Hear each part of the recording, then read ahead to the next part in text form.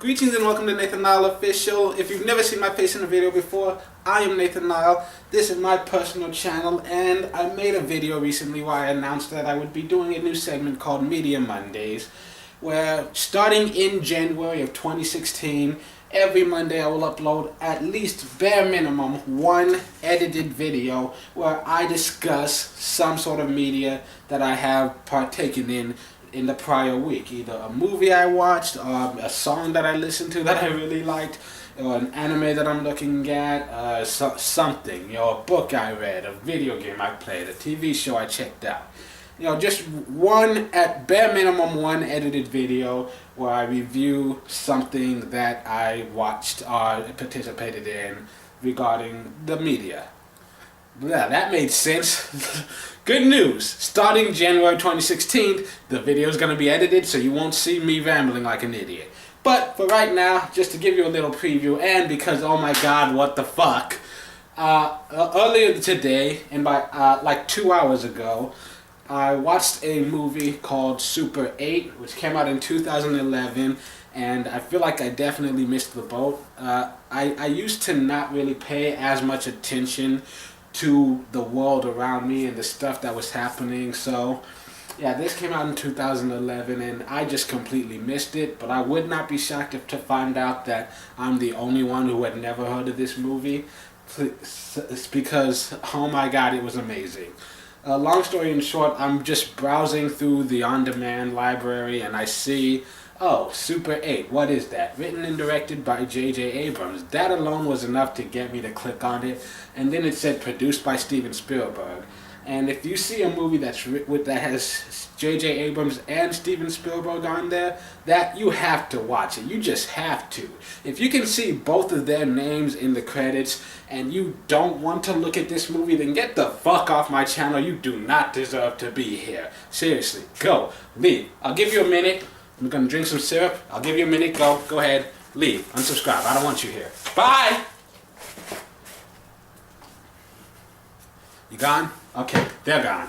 So anyways, and it said produced by Steven Spielberg, not executive produced. It said produced. So, of course I had to check this out.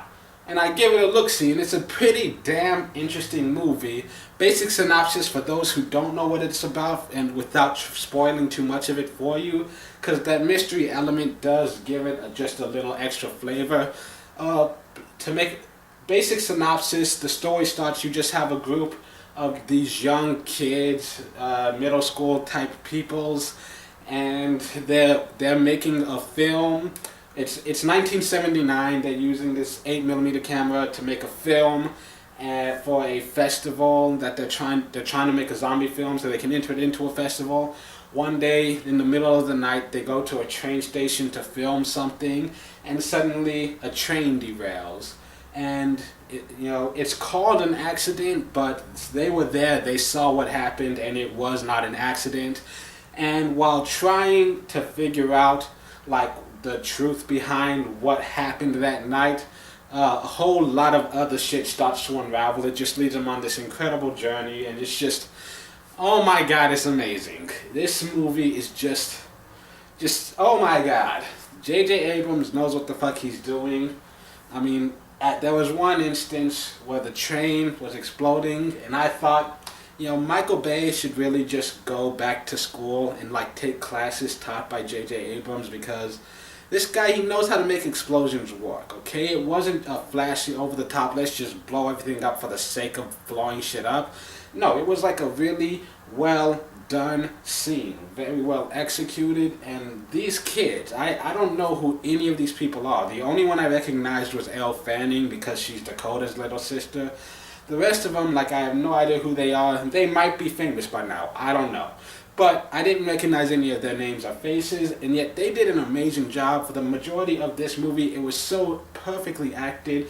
I forgot that I was watching a movie for most of it. I got so wrapped up in the story of it, and even though there were a lot of times where there was not really too much action, it felt so intense. There was this, every single moment of the movie, especially after the train track, it felt this so much oh my god, what's going to happen next kind of thing to it. It's I can't find the right words to describe it in this very moment.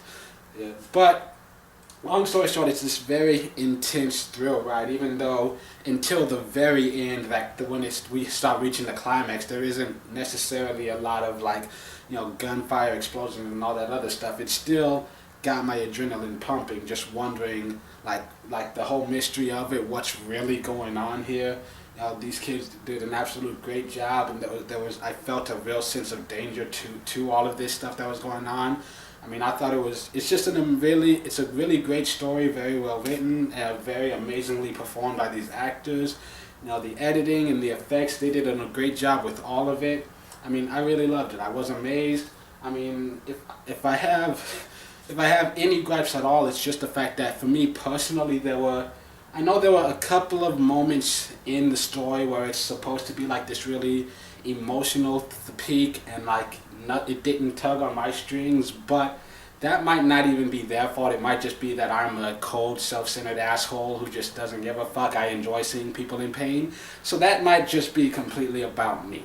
So that, me personally, it's like I felt no emotional investment in there, but that just might be that I've closed my heart off to everything. So don't hold that against them unless you've seen it for yourself. But so for me, that's the only real drawback. There were a couple of other parts here and there where, personally, I might have considered making a different choice with this or that. I mean, just the times where I'm little things here and there that I would have if I was being nitpicky, I would have said, that the close-ups, was it too long? Was it too short? I don't like that close-up. But those are just little nitpicky things about me and the way that I like to make my movies look. But I think they did an amazing job. I'd give this bare minimum 8 out of 10. If you would rate this less than an 8 out of 10, then you just get the fuck off my channel, because this was an amazing movie. I won't call it an amazing perfect 10, but I'm very cynical. But yeah, it's an easy 8 on a bad day. And it's definitely one that, I really recommend everyone to see if you haven't seen it yet. And if you have seen it before, go ahead and check it out again, because I think it bears taking a second look at. I watched it twice this morning. I watched it the first time, I loved it so much I felt the need to watch it again. And the first time I watched it, I mostly had it on as background while I was playing a video game. And then I've watched it the second time just paying attention to the movie and the bowl of food that I was eating.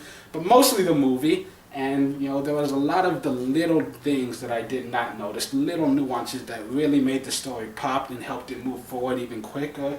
And long story short, Super 8, written and directed by J.J. Abrams. It's an amazing fucking movie, and it really had a lot of the feel of some of those Spielberg classics as well, like with E.T. and Jurassic Park. I think it was really an incredibly well done movie. Check it out whenever you get the chance. If you've never seen it before, watch it and tell me what you thought of it. If you have seen it before, tell me what you thought of it, and then go watch it again, because it's worth looking at. But you don't have to take my word for it. Let's ask the Taco Bell hot sauce packets. Taco Bell hot sauce packets. Should they watch this movie? You made my day. That makes no fucking sense.